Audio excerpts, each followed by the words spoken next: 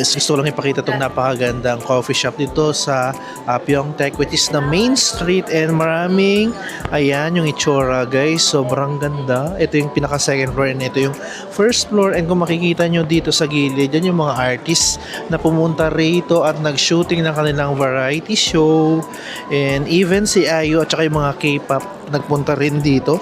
Ayan.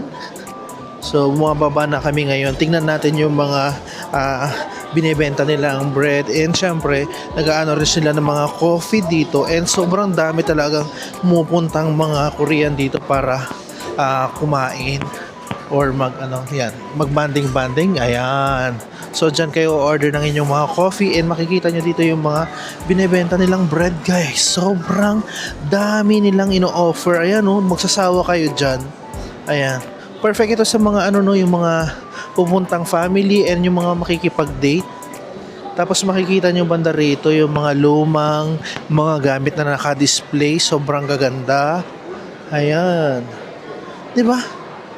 Grabe, sobrang ganda guys. Ayan. Pag dito naman kayo sa baba, yan yung makikita nyo. Background. And makikita nyo si Ayu doon. Kasi isa sa mga endorser nila ngayon. And dito niya isinut yung endorsement niya. Ayan.